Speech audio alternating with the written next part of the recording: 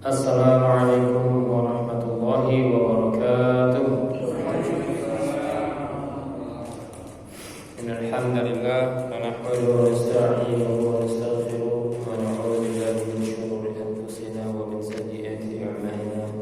Man yahdihillahu fala mudilla lahu wa man yudlil fala hadiya lahu.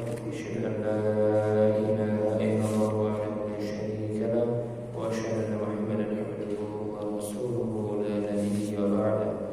Allahumma shalli wa sallim ala nabiyyina wa habibina wa syafi'ina wa maulana Muhammadan wa ala alihi wa sahbihi wa man tabi'ahum bi ihsan ila yaumil qiyamah. Amma ba'd. Faqad qala Allah ta'ala fi kitabihil karim, a'udzu billahi minasy syaithanir rajim. Bismillahirrahmanirrahim. Wa laqad dharana li jahannama katsiran minal jinni wal ins lahum qulubun la yafqahuna biha wa lahum a'yunun la yubsiruna biha wa lahum adhanun la yasma'una biha ulaika kal an'am bal hum adall ulaika humul ghafilun. وقال رسول الله صلى الله عليه وسلم من يريد الله به خيرا يفقهه في الدين. صدق الله العظيم وصدق رسول النبي الكريم. Alhamdulillah, segala puji hanya bagi Allah Subhanahu wa taala atas berkat limpahan rahmat dan karunia-Nya. Kita akhirnya kembali bisa berkumpul di satu majelis yang dibacakan di dalamnya ayat-ayat Allah. Majelis zikir, yang halaqah zikir dalam penuh keimanan dan tanpa kekurangan satu apapun juga. Sudah selayaknya kita memuji Allah Subhanahu wa taala dengan puji-pujian yang paling tinggi, yang paling indah, yang paling mulia. Sepenuh langit, sepenuh bumi, dan sepenuh bilangan yang Allah kehendaki setelahnya. Salawat serta salam semoga senantiasa tercurah kepada baginda Nabi besar Muhammad sallallahu alaihi wasallam, suri tauladan yang agung yang telah mengeluarkan kita dari zaman jahiliyah menuju cahaya Islam yang terang benderang. Semoga Allah tetapkan bagi kita menjadi umat Nabi Muhammad sallallahu alaihi wasallam sehingga kita kelak berhak mendapatkan syafaatnya di yaumil akhir. Amin amin ya rabbal alamin. Tak lupa pula kami aturkan jazakumullah khairan katsiran kepada panjenengan semua yang sudah hadir. Ya, insyaallah kehadiran panjenengan semua di sini adalah dalam rangka mendapatkan rahmat dan ridha Allah Subhanahu wa taala. Dan insyaallah pengorbanan panjenengan akan dibalas dengan pahala yang sangat besar, ya, yaitu dimudahkan langkahnya menuju surganya Allah Subhanahu wa taala. Dan juga wabil khususnya kepada takmir masjid ya atas terselenggaranya kajian ini. Ya, semoga kita bisa istiqamah. Ini adalah menjadi saksi, ya. Kita menjadi saksi ya bahwasanya telah ditunaikan salah satu amanah, yaitu memakmurkan masjid dengan majelis ta'lim. Sebelumnya mohon maaf ya kemarin nggak bisa hadir karena memang kondisinya nggak, semingguan saya nggak kesini karena memang kesulitan ya. Sampai saat ini sebenarnya masih belum terlalu fit. Tapi tidak apa-apa ya, ini sudah cukup kuat ya. Semoga panjenengan semua dikaruniai kesehatan ya, dan kekuatan serta kekayaan insyaallah. Amin ya rabbal alamin. Kita mulai dengan sama-sama membaca basmalah. Bismillahirrahmanirrahim. Ini kita sudah masuk ke sub bab yang terakhir mungkin ya dari sholat Jumat. Selanjutnya nanti kita masuk ke sholat hari raya. Cuman saya mungkin untuk sholat hari rayanya di skip dulu ya, biar kita nanti bahas ya bab yang lainnya dulu ya. Maksudnya bahas tafsir ya, kajian yang lain dulu gitu ya, atau tematik. Biar kita selingi lah, biar lebih ada variasinya gitu. Kita kemarin sudah membahas mengenai bahwa mendapati satu rakaat sholat Jumat, ya, maka dia mendapatkan sholat Jumat seluruhnya. Ya, ini sudah kita bahas. Jadi tidak usah lagi tapi di review tidak apa-apa. Ya, dalilnya apa? Ini dari hadis riwayat Nasa'i, ya man adraka minal jumu'ati raka'atan falyudhif ilaiha ukhra faqad tammat salatuhu. Barang siapa mendapati satu rakaat salat Jumat, maka hendaklah ia menambah satu rakaat lagi dan sempurnalah salatnya. Ya. Ini jelas sekali kalau bahasa seperti ini. Nah, ini diperkuat dengan hadis umum. Kalau tadi hadisnya khusus karena sudah mengarah kepada salat Jumat, itu hadis khusus, hadis khas. Nah, kalau hadis umumnya atau hadis am, Abu Hurairah radhiyallahu anhu meriwayatkan bahwa Nabi sallallahu alaihi wasallam bersabda, "Man adraka minas shalah raka'atan faqad adrakaha kullaha." Barang siapa mendapati satu rakaat salat, berarti ia telah mendapati salat seluruhnya. Ya, jadi jumhur ulama berpendapat satu rakaat itu batasannya ada di ruku'. Jadi kalau dapat satu ruku', dapat satu rakaat. Tapi memang ada pendapat ulama yang lain, ya, mengatakan kalau tidak dapat Al-Fatihah maka tidak dapat satu rakaat, ya. Tapi ini hanya ada, setahu saya di kalangan mazhab Syafi'i, ya, hanya sebagian ulama mazhab Syafi'i. Tapi jalur jumhur ulama berpegang pada hadis yang satu rakaat adalah satu salat. Ya, sekedar paham saja. Ya, saya pribadi mengambil pendapat jumhur, ya, mayoritas ulama. Ya, ini sudah kita bahas. Nah, sekarang kita masuk salat sunnah sebelum dan sesudah Jumat. Apakah ada salat sunnah sebelum dan sesudah Jumat? Sebelum dan sesudah salat Jumat.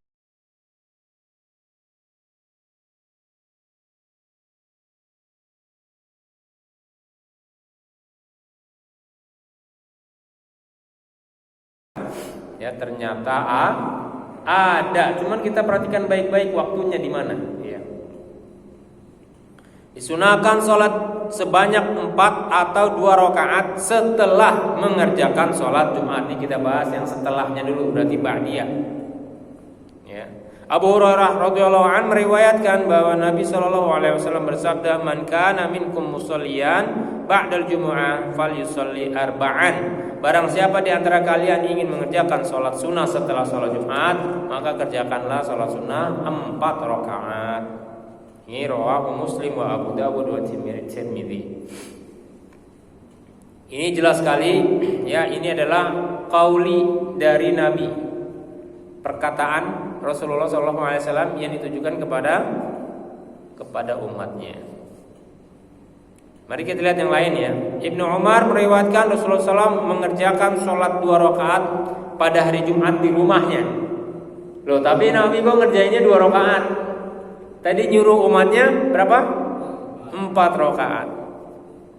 Tapi Nabi mengerjakannya 2 rakaat di rumah, ya. Kita baca lagi, ya. Ibnu Qayyim mengatakan usai sholat Jumat Rasulullah SAW masuk rumah lalu mengerjakan sholat 2 rakaat. Beliau juga menyuruh orang yang ingin mengerjakan sholat sunnah setelah sholat Jumat untuk sholat 4 rakaat. Itu jelas, ya. Rasul nyuruh umat 4 rakaat. Rasul di dalam rumah sholatnya 2 rakaat. Ini pada dasarnya adalah pilihan, ya. Pilihan. Kalau mau sholat sunnahnya di masjid, maka sholatnya 4 rakaat. Sunnahnya begitu, ya. 4 rakaat ini apakah 1 salam atau 2 salam? Boleh dua-duanya. Ada yang berpendapat boleh 1 salam, ada yang berpendapat boleh 2. Masna, ya, ada yang bilang masna. Tapi kalau melihat dari redaksi ayat kan 4 rakaat, ya. Ada yang 1 salam. Ya, jadi ini tidak usah dipertentangkan. Ya, mau 2 rakaat monggo, ya mau langsung 4 rakaat juga monggo.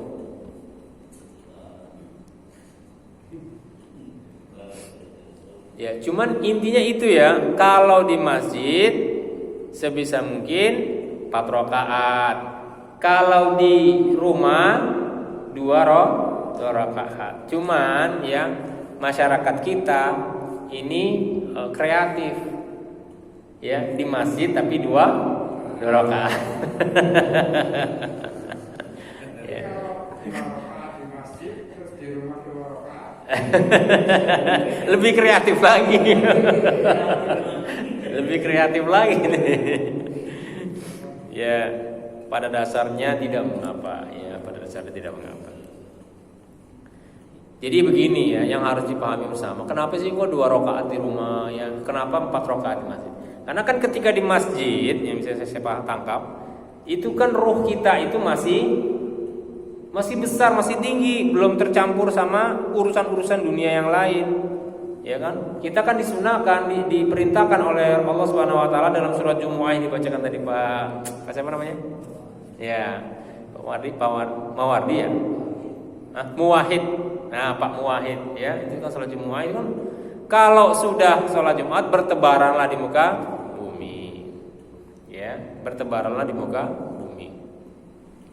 Nah, karena belum bertebaran itu ya, ruh kita itu masih banyak, masih besar gitu ya. Semangatnya masih tinggi dalam beribadah. Sebab kalau sudah bertebaran, itu sudah kepikiran ini, kepikiran itu, apalagi kalau kita ke rumah. Gitu. Kalau kita kantor mungkin urusan kantor tok, wis. Tapi kalau udah ke rumah, kadang urusan kantor masuk, urusan anak, urusan istri, urusan istri yang satu lagi. Nah, jadi gitu ya. Nah, itulah makanya kenapa 2 rakaat. Ya. 2 rakaat. Karena kadang kalau udah ke rumah tuh godaannya besar. Begitu. Walaupun sebaik-baik sholat itu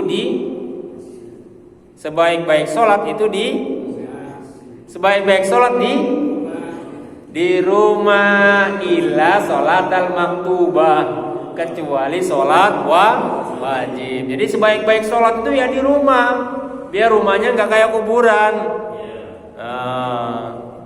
Jadi memang sebaik-baik sholat itu di rumah, gitu. Jadi sekarang tidak usah dipermasalahkan mau sholat 2 rakaat di masjid, lalu tambah lagi di rumah 2 rakaat, nggak apa-apa, insya Allah nggak apa-apa. Ya, kalau mau 4 rakaat di sini, ya 2 dilaksanakan boleh, nggak apa-apa, insya Allah nggak apa-apa. Ya, cuman kalau kita mau mengikuti hadis ini, ya maka 4 rakaat di masjid, ya 2 rakaat itu di rumah. Kalau yang 2 rakaat itu adalah fi'li Nabi, kalau 4 rakaat adalah qauli Nabi. Itu hadis fi'li dan hadis qauli. Ya, hadis fi'li adalah hadis perbuatan Nabi, hadis qauli adalah hadis perkataan Nabi. Kita sebagai umat itu kalau dihadapkan oleh 2 hadis ini, lebih prioritas mana yang kita kerjakan? Iya. Ya. Dalam berbagai kesempatan ya. Bukan berarti yang fi'linya itu tidak dikerjakan, tidak apa-apa, silakan. Cuman kalau dalam segi prioritas itu qauli Nabi itu lebih prioritas untuk dikerjakan dibandingkan fi'li ya. Fi'li Nabi sholat tahajud habis bada isya sampai qobla subuh. Ya, apakah ada umat yang sanggup? Nah, kalau qauli apa? Ya, sholat witir sebelum tidur tuh qauli Nabi ya, jangan tinggalkan sholat witir sebelum tidur ya kan. Nanti kalau bangun tidur sholat ya 2 rakaat, ada kadang tambah 4 rakaat ya dan sebagainya. Nah, itu adalah ba'diyah Jumat, sholat sunnah ba'diyah Jumat. Bagaimana qabliyah Jumat? Mengenai sholat sunnah sebelum sholat Jumat, yaitu qabliyah Jumat, Syekhul Islam Ibnu Taimiyah mengatakan, jadi ini yang dikutip oleh Said Sabiq adalah pendapatnya Ibnu Taimiyah. Nabi SAW tidak pernah melakukan sholat apapun setelah azan sholat Jumat. Ya, bisa dipahami? Nabi itu tidak pernah melakukan sholat sunnah apapun setelah azan. Jadi tidak ada satu hadis pun yang meriwayatkan hal ini. Pada masa itu azan tidak dikumandangkan kecuali kalau beliau sudah duduk di mimbar. Jadi kalau Nabi sudah Assalamualaikum warahmatullahi wabarakatuh, duduk baru azan. Usai Bilal mengumandangkan azan, Nabi menyampaikan 2 khutbah. Setelah itu Bilal mengumandangkan iqamah. Lalu Nabi menjadi imam sholat. Sehingga Nabi atau kaum muslimin yang lain tidak mungkin mengerjakan sholat sunnah setelah azan, karena waktunya sudah untuk khutbah dan sholat Jumat. Juga tidak ada satu riwayat pun yang menjelaskan bahwa sebelum sholat Jumat beliau mengerjakan sholat sunnah di rumahnya. Ya, perhatikan baik-baik di sana. Tidak ada riwayat pun yang menjelaskan bahwa sebelum sholat Jumat beliau mengerjakan sholat di rumahnya. Beliau juga tidak pernah membatasi sholat sebelum azan. Tidak membatasi sholat sebelum azan. Sabda Nabi SAW berisi anjuran agar seseorang melakukan sholat sunnah jika sudah masuk masjid, tanpa ada batasan tertentu. Seperti sabda beliau, dulu pernah sabda ini, sabda Nabi ini sudah saya sempat sampaikan. Man bakkara wa batakara wa masya wa lam yarkab wa shalla ma kutibalah. Barang siapa yang datang ke masjid lebih cepat dengan berjalan kaki dan tidak naik berkendaraan, lalu sholat sunnah semampunya ila akhirul hadis. Ya, jadi di situ dalilnya bahwasanya sholat sunnah semampunya. Itu udah hadisnya hadis qauli. Nah, jadi yang perlu kita perhatikan bersama, sholat sunnah itu ya adanya sebelum azan, dilakukan ketika sudah sampai masjid. Kalau yang di rumah ya maka itu sholat duha. Ya, sholat duha. Ya, masuk masjid, sholat sunnah semampunya, boleh 2, 4, 6, 8, 12, 10 ya, itu nggak masalah. Ya, tidak masalah karena di sana tidak dibatasi. Katanya mastata, ma kutibalah. Nah, itu. Tapi kalau sudah azan maka tidak lagi ada sholat sunnah kecuali sholat sunat tahiyatul masjid. Seperti sabda Nabi ketika sedang khutbah. Ada yang baru datang ketika Nabi sudah berada di atas mimbar sedang menyampaikan khutbahnya. Datang satu orang langsung duduk. Maka Nabi bersabda, ya kamu sudah sholat? Apakah kamu sudah sholat? Maka orang itu berkata belum. Ya, orang itu berkata belum. Ya, sholatlah 2 rakaat khafifatain. Ya, tapi yang ringan saja. Nah, ini ya dimaknai 2. Ya, yang pertama yang dimaksud sholat 2 khafifatain itu adalah sholat sunat tahiyatul masjid. Tapi memang ada orang yang ulama lain berpendapat itu sholat sunat qobliyah. Itu yang dijadikan dasar perbedaan pendapat ulama ya. Nah, tapi saya pribadi melihat memang setelah azan ya yang ada hanya sholat sunat tahiyatul, bukan sholat sunat qobliyah. Begitu. Ya, jadi sekali lagi kalau misalnya ini nggak usah diperdebatkan ya. Kita mau ambil yang mana ya, dalilnya itu ya, dalilnya itu ya. Panjenengan mungkin sudah punya pendapatnya masing-masing, pegang saja, tidak apa-apa. Cuman kalau ada orang yang melaksanakan itu sudah tidak usah disalahkan karena pendapatnya ulama itu ijtihad ya, sudah mungkin dalam penelaahan yang lebih baik. Jadi ada yang menganggap itu adalah sholat sunat tahiyatul masjid, yang itu menjadi pendapat saya dan juga pendapat Ibnu Sayyid Taimiyah, Sayyid Sabiq dan Ibnu Taimiyah. Nah, sedangkan yang berpendapat itu adalah qabliyah, ya, itu kalau nggak salah dari kalangan mazhab Syafi'i. Inilah yang diriwayatkan dari para sahabat, yakni apabila mereka sudah masuk masjid pada hari Jumat, mereka mengerjakan sholat sunnah semampu mereka. Ada yang mengerjakan 10 rakaat, ada yang 12, 8 atau kurang dari itu. Karena itu mayoritas ulama berpendapat bahwa sholat sunnah sebelum sholat Jumat tidak dibatasi waktu atau bilangan rakaatnya, sebab batasan itu hanya dapat ditetapkan dengan sabda atau perbuatan Nabi Shallallahu Alaihi Wasallam, dan tidak ada satu riwayat pun yang menjelaskan hal itu. Nah, jadi tidak ada batasannya, monggo, ya. Semakin cepat masuk masjid, maka semakin banyak rakaat yang bisa kita kerjakan. Ya, niat 2 boleh. Ya, misalkan datang sampai masjid jam 10, ya, niatkan sholat duha, ya, dan qobliyah, ya.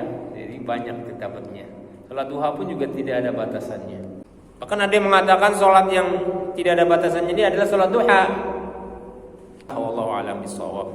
Yang penting wis sholat baik. Baik, inilah sub-sub bab selanjutnya. Mungkin yang terakhir, hari raya yang jatuh pada hari Jumat. Hari raya yang jatuh pada hari Jumat, masih bab sholat Jumat, ya. Jika hari raya jatuh pada hari Jumat, gugurlah kewajiban sholat Jumat bagi orang yang sudah mengerjakan sholat hari raya. Ya, hal ini berdasarkan hadis Zaid bin Arqam. Nabi SAW mengerjakan sholat hari raya, kemudian memberi kelonggaran dalam mengerjakan sholat Jumat. Beliau bersabda, "Man syaa an yusolli fal yusolli." Barang siapa yang ingin mengerjakan sholat Jumat, maka kerjakanlah. Jadi man syaa, siapa yang mau, ya, siapa yang mau sholat ya sholat, bebas, ya. Yang nggak mau sholat ya nggak apa-apa, gitu. Tapi ini terkadang kita ini masih belum paham, gitu. Jadi kalau udah sholat id masih merasa merasa wajib sholat Jumat. Nanti kalau nggak berangkat sholat Jumat suka disalahin. Itu yang jadi masalah. Nah, semoga dengan adanya ini, ya, kalau sudah sholat id maka tidak perlu lagi sholat Jumat. Sholat zuhur bagaimana? Nah, ini bagus, ditunggu ya sampai akhirnya. Ini bagus ini pertanyaannya, ya. Sholat zuhurnya bagaimana? Nanti kita bahas, ya. Nah, begitu juga, ya, Abu Hurairah radhiyallahu anhu meriwayatkan bahwa Nabi sallallahu alaihi wasallam bersabda, "Qad ijtama'a fi yaumikum hadhihi 'idan." Ya, pada hari ini, yaitu hari Jumat, telah berkumpul 2 hari raya. Faman syaa ajza'ahu minal jumu'ah. Barang siapa yang mengerjakan sholat hari raya maka ia mewakili sholat Jumatnya. Wa inna mujami'un. Dan kami adalah orang-orang yang sholat Jumat.